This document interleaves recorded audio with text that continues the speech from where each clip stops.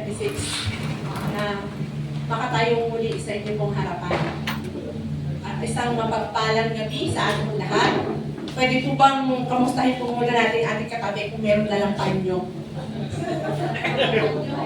Kasi po, habang po inaaral ko to, ay talagang po maglagang luha ko. I hope na hindi ko po kayo mapaiyak, kundi magalak po kayo sa ating katuruan. Amen.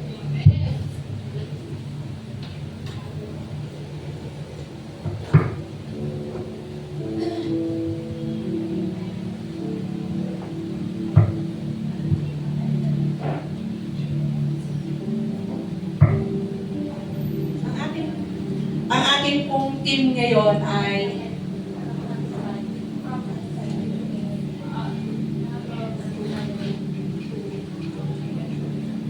Prayer to Fight Anxiety.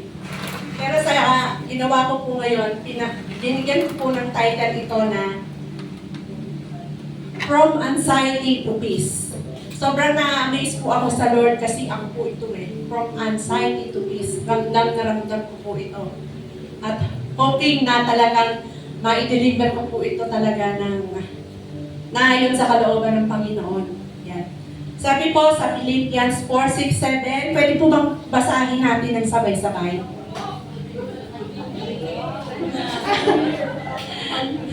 Ayan, do not be anxious about anything, but in every situation, by prayer and petition with thanksgiving, present your request to God, and the peace of God, which transcends all understanding, will guard your hearts and your minds in Christ Jesus. Sa introduction ko po, Philippians 4:6-7 stand as one of the New Testament's most cherished. Marami sa atin talagang chine-cherish itong verse na ito, no? Cherished passages offering timeless guidance for navigating life uncertainties. Navigating, ibig sabihin, malawak na takbuhin ng ating buhay na kaakibat ng mga uncertainties. Amen? Yan, written by the Apostle Paul while he was in prison. Yan, this verse emphasizes a radical sweep from worry to trust, calling believers to replace anxiety with prayer, thanksgiving, and reliance on God. Dito po sa takbuhin ng ating buhay in today's fast-paced world, marked by stress, uncertainty, and constant demands, this teaching remains deeply relevant, providing a framework for finding stability and comfort regardless of any circumstances. Yan. Isa-isahin po natin, ano po. Mabilis lang to. Alam ko po, I know that you know that you already know about this knowing because napasadahan na to on the first Sunday, on the second Sunday, first Sunday, ni Pastora Dayan, second Sunday, ni Brother Marcen, second Tuesday, ni Brother Estong. Kaya I know that you know, you have already known about these knowings. Kaya di na po ako mahihirapan. Kunti lang. Diba? Kaya, do not be anxious about anything. Ano ba yung anxious? Jello, ano yung anxious? Sapatos daw po.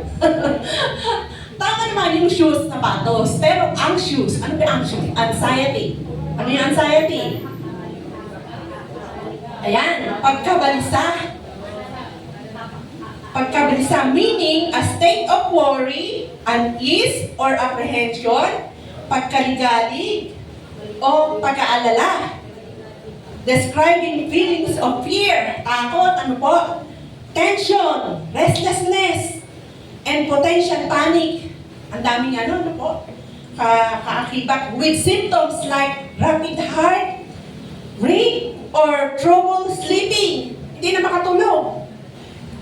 Sabi po dito, it's a normal sign, a normal reaction, but can become can become a disorder. Pwede pong magkaroon ng disorder kung mahina po ang inyo pong naturalesa sa pagdating sa mga pagsubok sa buhay, ay talaga pong magkakaroon po tayo ng disorder requiring personal help if excessive.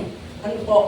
Pagdating po sa mga ganitong bagay, sabi ko dito, this does not mean dismissing legitimate concerns or avoiding practical planning. Instead, it rejects the destructive, persistent worry that erodes faith, bumababa po yung ating pong pananampalataya, and well-being, worry that assumes we must carry burden alone or God is not in control. Alam niyo po, one of the biggest, the deepest anxiety na naramdaman ko. Ayokong ma-recall pero na-recall ko. Habang ito inaaral ko, bumagsak talaga ang luha ko. Pero po ako dito ginawang outline patungkol po. Hayaan niyo po na mag-share ako ng konti lang naman po. Konting bagay na doon sa buhay na aking pong pinagdaanan. Although alam ko na alam na ng mga women's to, alam na nila for my past na hawak ko yung mga women's, talaga pong nandun po talaga yung laglagan ng luha namin. Hawak po kami ay nag-share. Yan. Nagawa lang po ako ng konting outline. Yan, sabi po dito, 3 years nag-abroad, iniwan ang pamilya. Bumalik na luplasan si Rosendo. May anak na sa iba. na ano kaya siya? Nasasawit kaya ito? Umuwi. Pilit binuo ang pamilya. Pero iba na. Yan. Lalansihin ka lang dahil may negosyo ka. Pupupitan ka lang. Ilalaan sa iba. Ay, sakit. Sobrang sakit, di ba? So, hindi ka nakatiis. Broken family ka na. Pinilit itaguyod sa paghahanap buhay at pagtitida. May emotion pa. Ayaw ko magkaroon ng gusto ko maging kayo yung mapatawa ko kayo, hindi ko kayo mapapaiyak. Yan. Pinilit itaguyod sa paghahanap buhay at sa pagtitinda. 2 anak, nahirap ka. Naging busy ka. Di napaglaanang bantayan ang anak na kaiba na pala. Grade 5, umatake. Sakit na biglang marangkada. At ito po ang pinaka sa buhay na naranasan ko na. The best anxiety, lahat bigat, bagsik, lahat na masasabi ko na talagang napaka-sobrang amazing ng Lord. Kasi po, medyo natutuyan ko ng laway.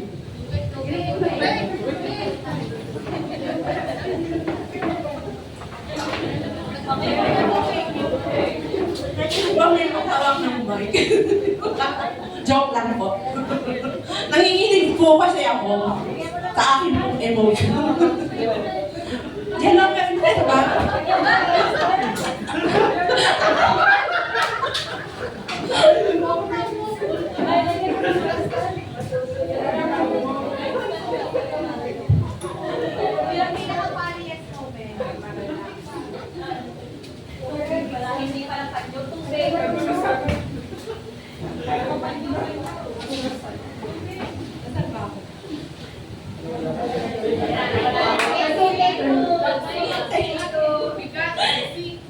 At ito po ang pinaka sa buhay na naranasan ko na. Parang yung may action pa.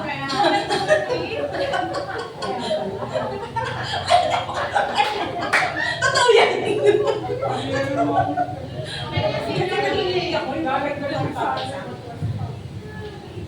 Medyo kasi ako. Bibigyan po natin senior naman po eh.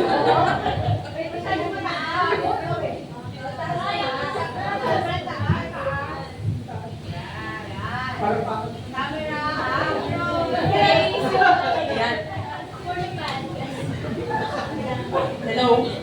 My test. Okay na po. Yan. At ito po, ang pinaka sa buhay na naranasan ko na. pag-aalala, pangamba, panganib, takot, na lubhang hindi mo aakalain. Sabi yung reaction talaga, ha? Kinuwestiyon ng Diyos. Bakit ako pa? Bakit ako pa? Panginoon, ano ka ba? Sa dinami-dami ng sakit na ipadarama. Bakit? Ito ba? Pwede namang iba. Bakit iba? Hayaan ko na po kayo mag-isip ano po yung sakit na yun. Ayan. Panginoon, ang anak ko pa na wala akong hangad, kundi ang mahal ko siya at bigyan siya ng magandang kinabukasan. Dahil iniiwas ko talaga ang pamilya ko to give ng future para sa kanilang bukas na po. Yan.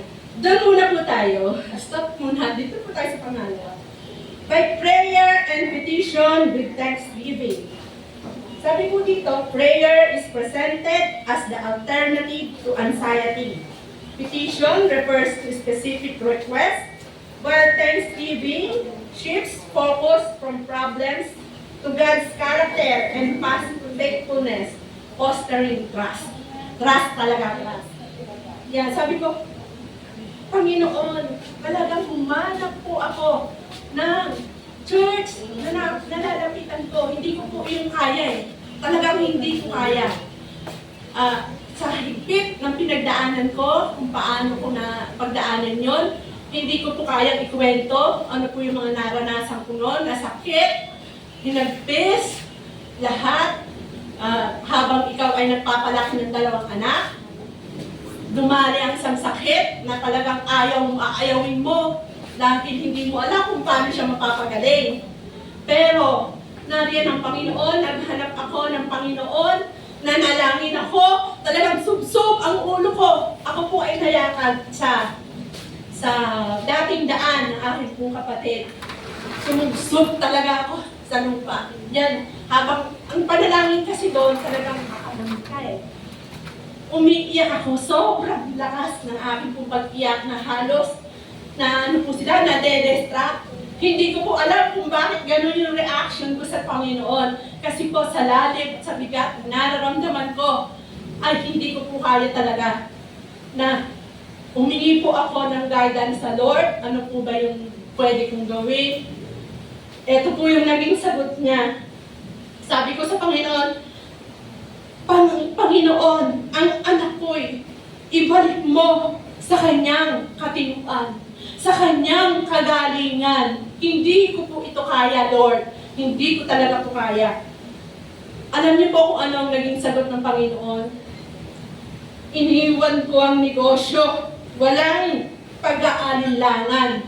Negosyong malaking halaga rin ang kung aking pong babalikan ngayon. Sinisisi po ako ng anak ko habang latest lang nag-uusap kami na bakit iniwanan ko ang negosyo. Hindi niya nalalaman dahil siya po ay nasa abroad noon eh. Nasa nag-ano po siya noon, ORJT siya sa barko. Bali ano yun eh, first time pa lang niya pagsakay. Hindi niya po nalang, hindi ko siya binother, hindi ko siya sinabihan ng mga bagay-bagay. Binilit ko tapusin ang lahat ng anong yon, ng pasakit na yon, na hindi ko siya ini-istorbo sa barko. Yan. Nung malaman niya po, medyo meron din pagsisisi sa akin, yung sinisisi ako ano po. Sabi ko po dito, pag-aalaga sa anak, pinagpupusan. Bagamat napakatagal, pinagtyagaan dahil sa Diyos, handang gumabay. Salamat sa Diyos sa walang hanggang pagmamahal. Naramdaman ko ang yakap at pag-ibig na nag-uumapaw, kagalingan, ang kanyang katugunan hanggang sa mga kasalukuyan. Kaya ating po palakpakan ng Panginoon dahil tunay na kapag ikaw ay deeply lumapit sa Kanya, nag-ask sa Kanya, humingi ng tulong sa Kanya, ay tunay na bibigyan Kanyang katugunan. Bagamat processing, talagang until na ako ay iniwan ko yung negosyo ko sa sa Kawit. Lumipat ako dito doon sa bahay na tinitirhan ni Darlene ngayon. Yun yung una kong bahay na nabili. Ang kapitbahay ko po noon ay si Ate Bate. Siya po yung aking spiritual mother. Hanggang sa kasalukuyan, dumadaan na lagi siyang naglalayas. Dumadaan na laging naroon pa rin yung pag-aalala. Pero slight na lang, hindi na ganun kabigat. Dahil alam ko, nakasama ko na ang Diyos. At one day, umuwi siya na naman. Ang daming beses na talagang nilalayasan ako niyan. Alam niya naman kapatid, kasi lagi akong humingi ng prayers. Kahit si Pastor Ates, Pastor Nido, ay nag-utter ng prayer para sa amin. At doon ko nakamit na talaga, kahit naroon ang problema, slight na lang, hindi na ganun kabigat, nagkaroon na po na kapugunan na ipagamot ko siya, bumalik siya, at ang matinding blessing pa noon dahil doon sa sakit na yun, nagkaroon po siya na pension. At yun po ay isa pong blessings pa rin galing sa Panginoon na hindi ko rin inaasahan na until now nagagamit niya habang siya ay nagamat. Pinipilit ko na huwag siya umalis, alis na alis eh. Natutunan ko, natanggapin na kung ano yung kalooban ng Panginoon para sa Kanya. Kaya napakabuti ng Diyos sa aming pong buhay. Next po, the peace of God which transcends all understanding. Sabi po nito, this is not a temporary emotional calm, but a supernatural stability rooted in a relationship with Christ. Noon po, until now, naging women's head, tapos ngayon po, naging senior's head, sa kabutihang palad, nakakapaglingkod tayo, even sa community ng mga senior. Yan, salamat sa Panginoon. Sabi nga, it guards hearts and minds, acting as a barrier against chaos and doubt, even when circumstances remain difficult. Next po, in Christ Jesus, the peace promise is tied to our connection to Jesus, who provides access to God and reconciliation through His sacrifice. Next po, doon po tayo sa application.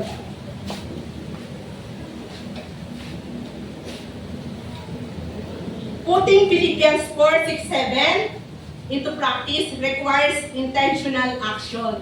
Kailangan po may action, ano po? Number 1 po, identify, di ba nga sabi, identify and name anxiety triggers. I-identify po natin kapag ang anxiety po ay nag-trigger, ano po. Sabi po dito, take time to recognize what causes worry. Example po sa finances or sa relationships, sa work or sa health. Rather than letting thoughts spiral, pause to acknowledge them. Huwag mo natin hayaan na ikutan lang, umikot po yung ating pag-iisip, saka iisip kung ano po itong mga natitrigger na to. Alam niyo po, nagkaroon din po ako ng experience ng pagsisinungaling. Pagsisinungaling na, kaya ka nagsisinungaling, ay para din sa kabutihan ng mga anak mo. Para din na, kasi po ang alam ko na may kahinaan ng aking pong anak na nagbigay sa akin ng burden. Laging gumagawa ako ng paraan upang matulungan siya. Gumagawa, yung anak ko pong lalaki to, hindi babae. Pero, alam niyo po, na sa pagsisinungaling, hindi po talaga dapat. Kasi naroon po talaga yung worriness na baka mabisto ka, baka malaman, lalong maaapektuhan ang relationship nyo. Yun po ay bigat na pakiramdam na although kaya mo itawid, pero naroon talaga yung pag-aalala. Tapos sabi nga ng isang vitas umuwi, sa kakatago ko raise ang isang anak kong babae, nalaman na ganun ako, na meron akong tinatago sa anak ko. Siyempre, talagang lalo akong mag-worry, baka isumbong ako. Isusumbong ako. So, alam niyo po ang ginawa ko? Sinabi ko po ng tapat, kinausap ko siya, pero bago ko sinabi yon, nag-pray talaga ako sa Panginoon. Kaya prayer works talaga. Tunay na ang Diyos ay kapag tinawag natin, handa siyang tumulong. At naging smooth po yung pag-uusap namin. Yun lamang po pala ang tunay na kasagutan at katugunan sa buhay po natin. Kaya yung pong mga nagsisinungaling, huwag po nating pilitin na manatili yung pagsisinungaling natin sa ating pong isip, sa ating puso. Gawin po natin yung tama. Huwag po natin hayaan na even na yun ay para sa kabutihan, i-settle po natin ng maayos ang bawat bagay. Yan. Next po, replace worry with structured prayer. When anxiety rises, stop and pray specifically about the concern. State what you need, then express gratitude for at least one thing related to the situation or to God's goodness in your life. Pag sinabi pong structured prayer, ito po ay guided, intentional approach to communicating with God that uses set formats, written prayers, or specific outlines to focus thoughts rather than relying on spontaneous words. Spontaneous words, yan. Ito po yung dati pa po, unang-una na itong tinuturo sa mga bata, yung una natin pang pag-aaral, yung ACTS, ACTS, Adoration, Confession, Thanksgiving, and Supplication.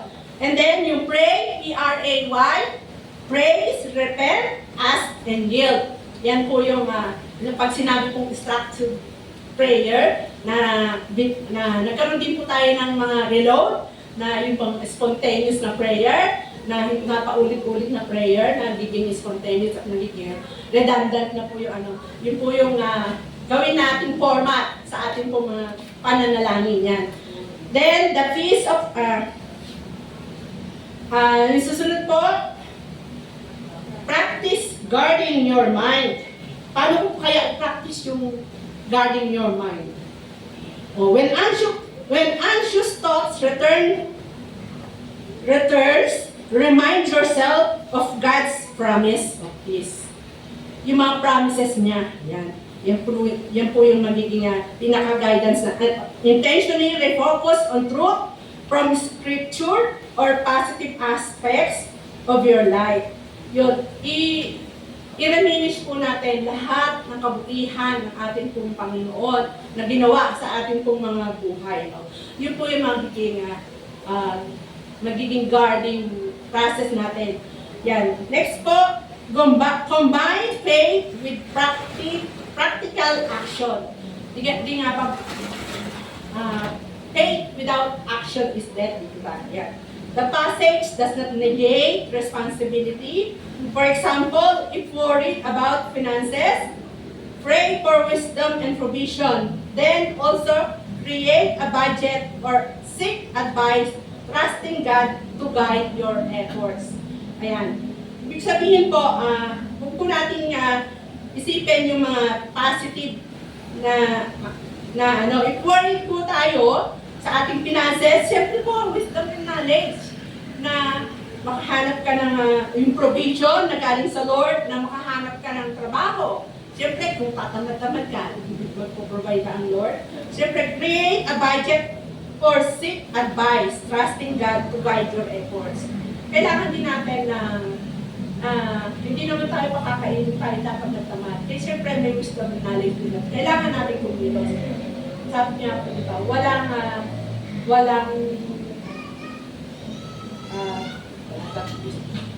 pasensya na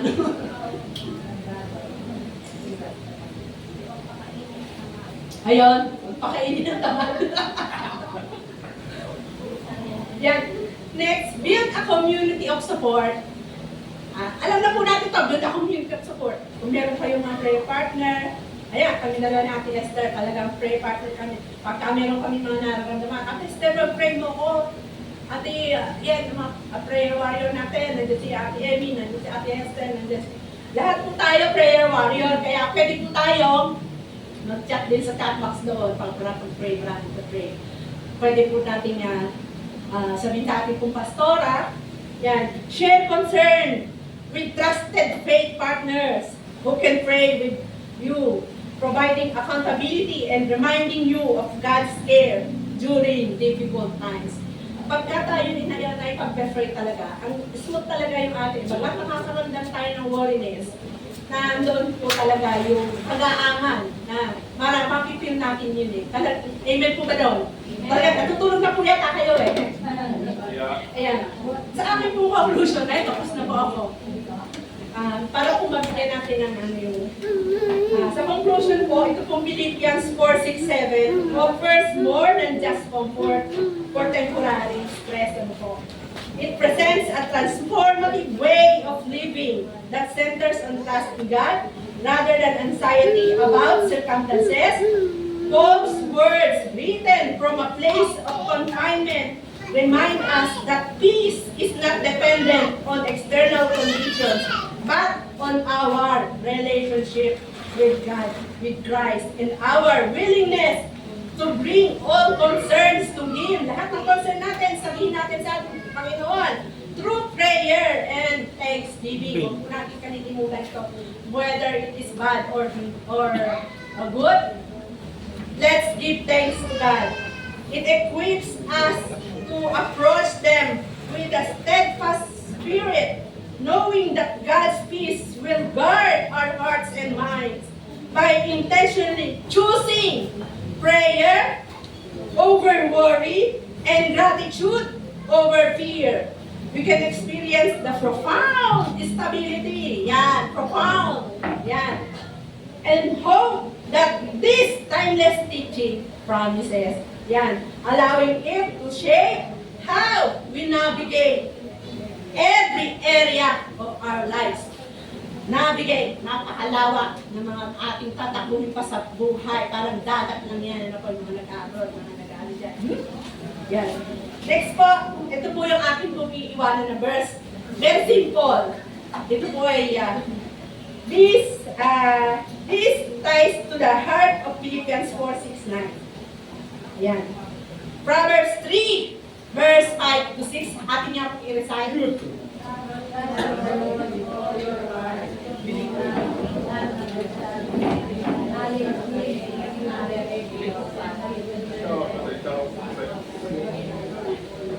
Amen. True peace flows from trusting God's wisdom rather than relying on our limited perspectives. Yan, amen po. Mabilis lang po ako para po paligyan natin ng way to add po prayers. Hallelujah. Sige po tayo po manalangin. Hallelujah, Lord. Hallelujah, Jesus, Panginoon. Maraming salamat po, O Diyos, sa mga katarong ito na muli nito kami na-remind, O God, through this teaching, O Lord, ikaw po ang Diyos na tunay na nais namin nirapitan sa pamamagitan ng aming mga panalangin. Lahat ng bagay amin po mapagtatagumpayan through prayers dahil pagkakit po naririyan, Panginoon. Maraming pong salamat for your guidance, O Lord. Maraming pong salamat sa lahat ng pagsubok na nagpapalakas at nagpapatatag sa amin. Nagkakaramdam kami, Panginoon, ng kapayapaan dahil sa iyo, O Lord. Maraming pong salamat for this, O God. Ikaw na po, O Diyos, ang kumilos at manatiling, Panginoon, ang mga bagay nito sa aming pong mga puso, O God. This all we ask and we pray. Amen. Amen.